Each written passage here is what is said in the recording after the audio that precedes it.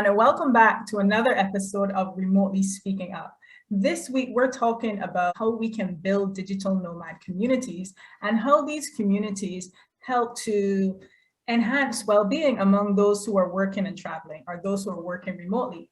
So this week, we have with us Mita Carriman, founder of Adventurely. And Mita is going to tell you a little bit more about Adventurely as we go along. Mita, you can correct me if I'm wrong, but Adventurely is an app and a company that is geared towards building digital nomad communities across different countries. Is that right? Yeah, so we're an app that connects nomads, expats, and travelers together for a range of experiences.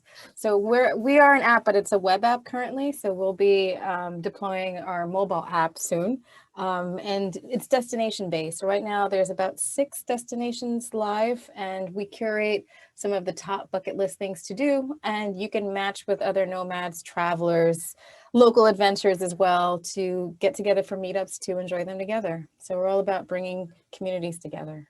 Well, perfect. Thanks for that synopsis. You said it a lot better than I could have. So can you tell us a bit about your digital nomad journey? How did you become a digital nomad and when?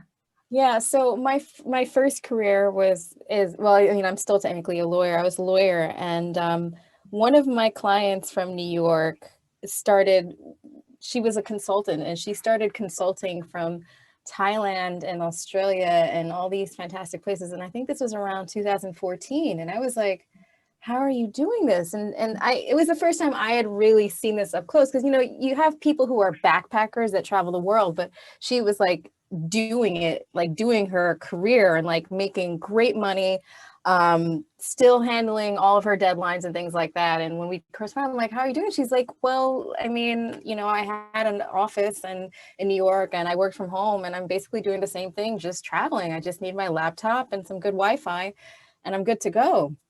Yeah. And that kind of planted a seed in my head. I was like, wow, I don't know if I'd ever have the guts to do that. And then flash forward to October 2017, there wasn't one specific thing. There was just sort of like an accumulation of different things regarding my personal life, my career life, the right time, family stuff, that I was like, I think I can do this. And I had set out to only maybe start nomading for like maybe a month or 3 months. My first one-way ticket was to Colombia, Medellin, and it has now been 4 years straight. Wow. That's really, you mentioned one of my favorite countries, Thailand. I love Thailand. I nomaded there for 5 weeks. I wish it was 5 months. Nice. You had me hooked from Thailand. It sounds like you're French. You got into that space very early as well, because digital nomadism is something that's become more trending over the last few years and more in the public space in the last few years. But your friend, I think she had the idea quite early on. What about Adventurely? Where did Adventurely come into this? Well, Adventurely has changed and has evolved over the years. Shortly after I saw my friend doing this, I actually hadn't traveled in quite some time, because, I was in school for so long and becoming a lawyer and starting my practice, and I really was looking forward to traveling. And I was supposed to go on a big international trip with someone else, and then it fell through. And so I ended up taking a mini version of the trip by myself, somewhat more locally. And it was my first time traveling by myself, and I wanted to connect with other travelers. And then, the sort of itch to solve the problem kind of stuck around with me for a while.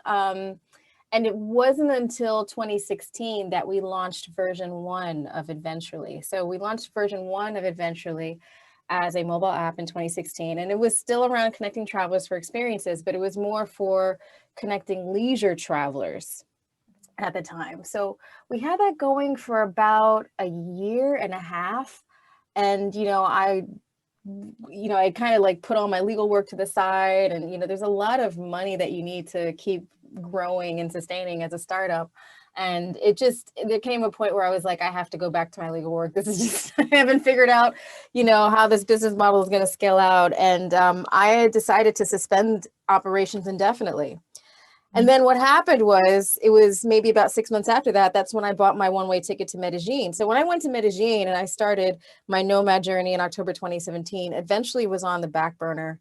I was just working remotely as a lawyer. And what happened was, after a year of working remotely and traveling by myself as a nomad across 13 countries, I believe it was, I found myself in October 2018 saying to myself, damn, Mita, you know, that itch that you had for eventually version 1, I think it still might have legs, but just with a different version of it. Because what I felt after I'd completed a year and I'd gone to 13 countries, I was like, I think this nomading thing is going to be a trend. And it's, now that I've gotten a taste of it, I think that anyone who gets a taste of this, most people are going to want to lean into this. And I think I want to try again. So a lot of people thought that I was basically batshit crazy to try to launch it again. But what was so interesting is when I started talking to investors, it really showed them a lot of confidence that I had, and determination and resilience and grit. And that's actually what led me to get an investor. So about 6 months after that, in January, we started to move forward with an investment and we relaunched. Oh, wow. I mean, I need to backtrack here. Did you say you visited 13 countries? Yeah. Oh my word. And this is just working along the way, like from Medellin onwards, or was this across like, what is it, South America? So we did Latin America and then Europe. So I was just like running around Europe, running around Latin America. It was a great experience. Yeah, and as a solo traveler as well, that's incredibly brave. Which leads me like to my next question for you. What's some of the biggest challenges that you think that you face as a digital nomad working and traveling, but you think that other digital nomads face as they work and travel? I think the biggest thing is just getting over your fear for the first time you do it, because it's not like I'm staying in hostels and things like that. I mean, if you want to stay in a hostel, you can, but I'm going literally from apartment to apartment, like nice apartments on Airbnb. They make it so easy, and you can go and see like who's reviewed and if the Wi-Fi is okay. So I would just say getting over your initial fear to do it, and once you start doing it, it's so easy the way that it works now. And then I would say the thing is that when I started my nomad journey, I had already been working for myself as a lawyer. I had my own law practice. So I was used to setting my own deadlines, setting my own schedule and things like that.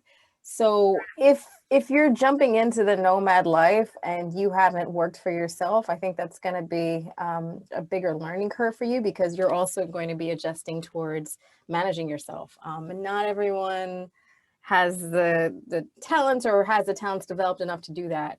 So I would say that.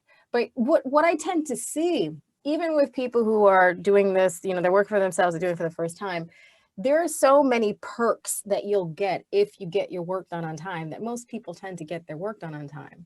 Because it's like, okay, here I am in Bali, and if I get my work done on time, I can leave Friday to go to this Buddhist water, this water temple, or go to this rice paddy field, or, I don't know, take a weekend trip, or do something, or go to this pyramid in Mexico, or who knows what there is. So the rewards are so much higher that it's an incentive to kind of buckle down, hunker down, and get your work done. So what you're seeing in general with people who are just working from home in general. So let's talk about just work from home, not nomading while working remotely.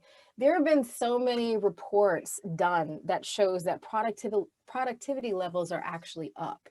Mm-hmm. And I would be so daring to say that I find nomading on top of working from home to be an even higher productivity hack. I'm even more productive when I'm doing this. Yeah.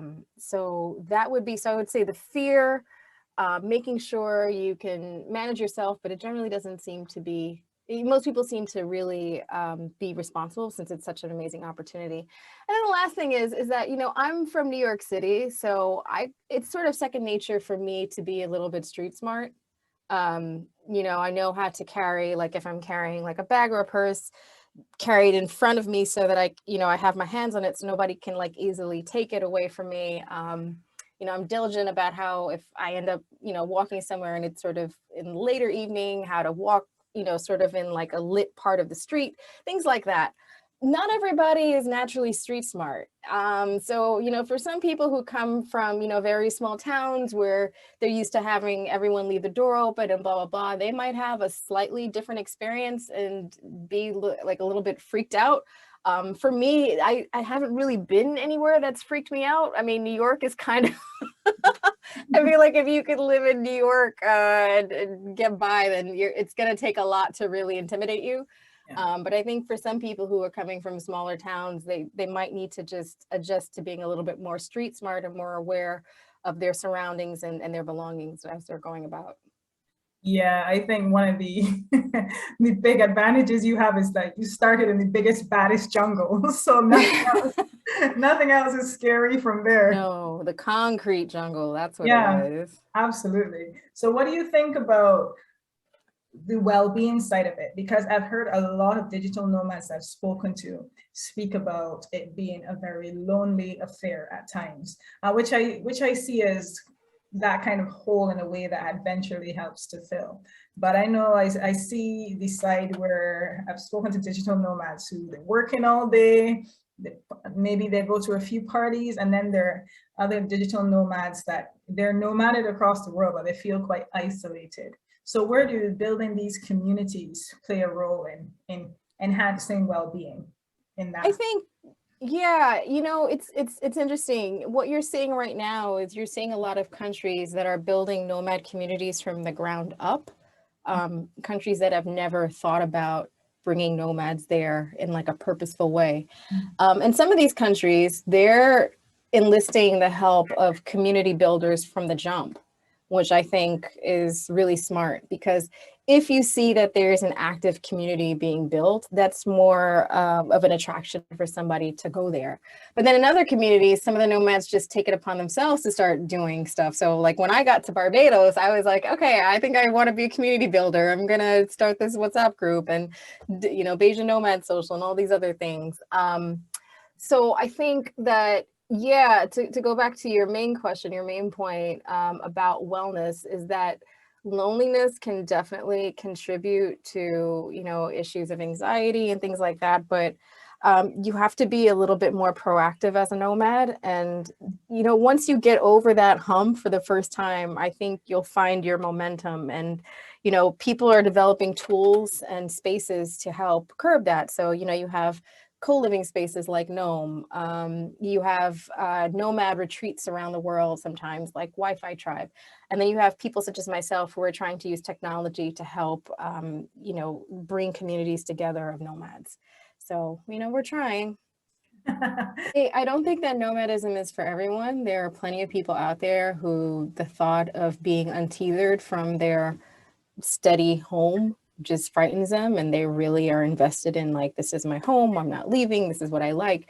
And I'm not trying to advocate for those people to change their mind. What I do believe is that I think there are a lot of people who maybe they never thought about this lifestyle, that once they try it, they're going to love it. And not only just people who are just by themselves solo, but we're talking about couples and families. Like I was shocked by how many digital nomad families came down to Barbados. There's a good amount.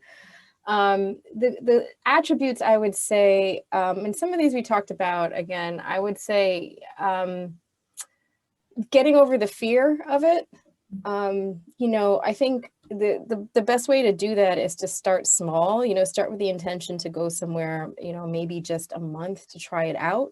And, you don't have to nomad abroad to be a digital nomad. You can nomad within your own country, just, another state, another district or something like that. Try something like that first, take baby steps if you want to do that.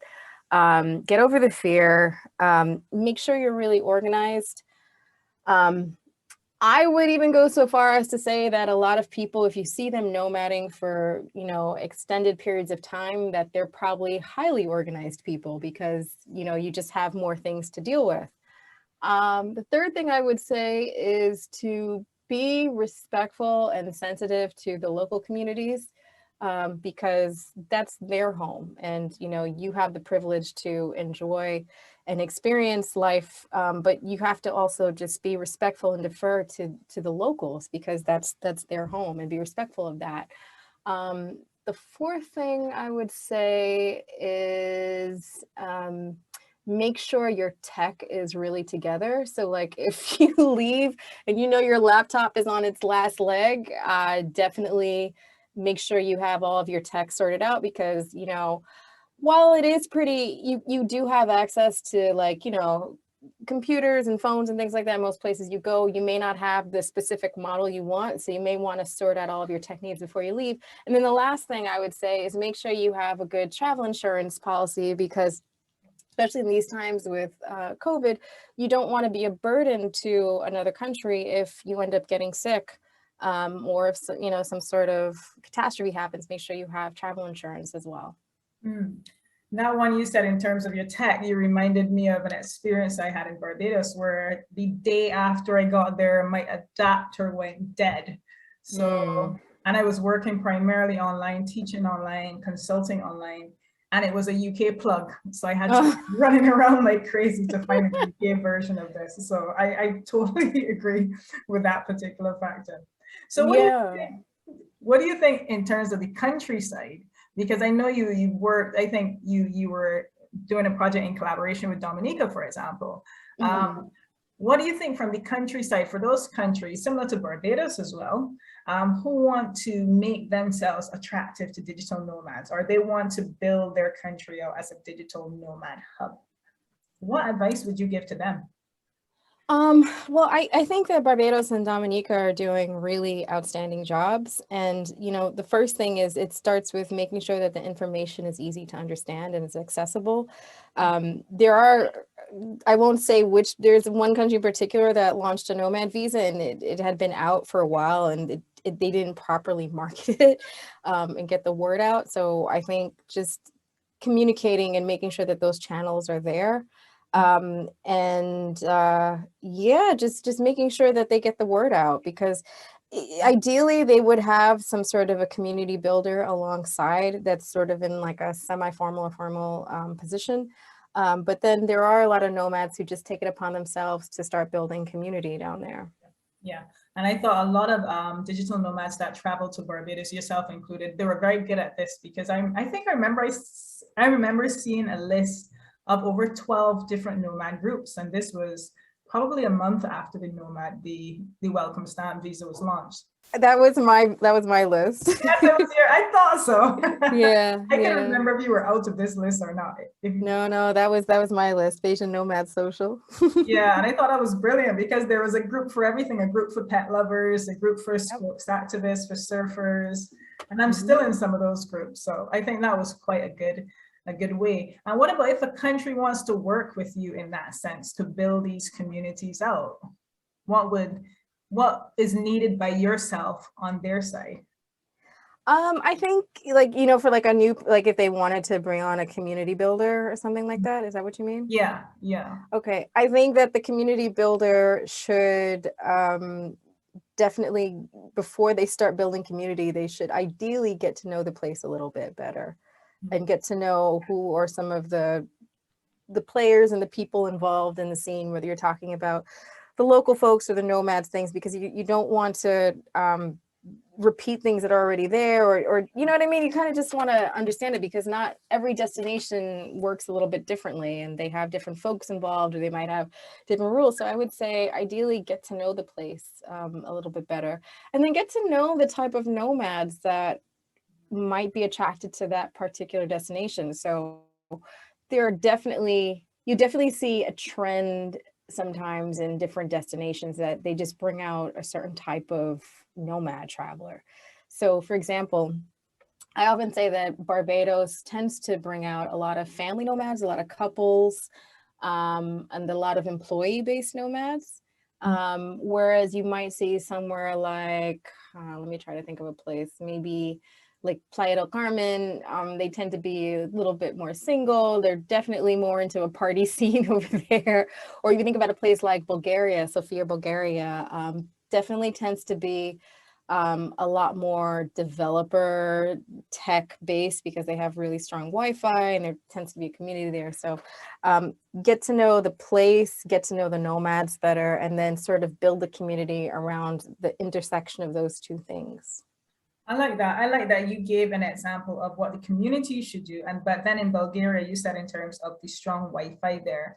Let's say for the Caribbean context, or even another country, Wi-Fi is definitely a must, strong Wi-Fi. But what other infrastructural elements do you think that they can work on in order to make that more of an attractive nomad hub? I think if they have like sort of like, okay, so I'll give you an example. A friend of mine recently launched a Nomad Village in Madeira, Portugal, island off of, it's a part of Portugal, it's a small island. Yeah, and they worked with different, real estate companies and property owners to sort of huddle everyone around this village idea. So I think if you can sort of aggregate the community to make them sort of like closer and more connected, that helps.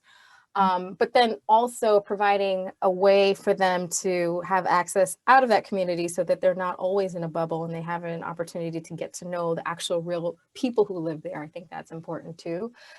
Definitely co-working spaces, because I feel as if that is the unifying place and way to connect nomads, because even if you don't party, the one thing that they all have in common is that they're there to work. So if you can bring people together to work in sort of a social way, I think that's important. So at Bayesian Nomad Social, when I was in Barbados, I did one of the first co-work meetups there, and we did it at South Gap Hotel. I think that was in October or November. I can't remember when it was.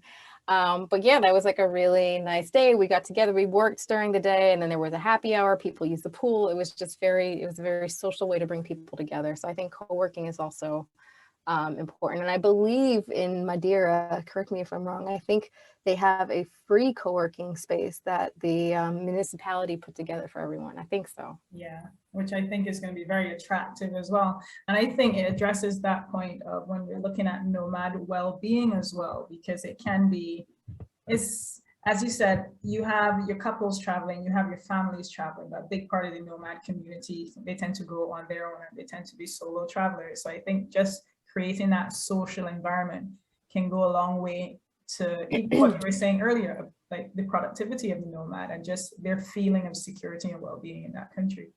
Yeah. Well, thank you so much, Mita. I almost said Mia. Thank you so much, Mita. We're just about the end of our episode, and I should have warned you. I don't warn my guests. I like to throw it on you. But we usually finish off with our guests telling us their funniest work story. So what is your funniest work story? Do I have a funny? I don't know if I have a funny work story. I'm trying to think. Let me think. Or most memorable? Honestly, it was the co-working meetup that I did in Barbados. Yeah. It was the most memorable because it really felt like a community. And yeah, I'm not a big drinker, so it was nice to be able to get folks together and do what we're doing and be productive and also have fun at the same time. So that was my most memorable. I don't think I was there for that one as yet, but I was there for the blue pineapple one, which really good.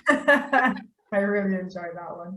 Well, thank you so much, Mita. Thank you for sharing your expertise with us as a community builder and just emphasizing the importance of digital nomad communities in both creating that space and well-being and safety for digital nomads, but also in terms of just making a country more attractive for digital nomads. So I really appreciate you. And I thank you and wish you the best of luck with Adventurely as well. Thank you. Thank you for having me. Definitely. And thank you to our audiences for listening again. And this has been another episode of Remotely Speaking Up.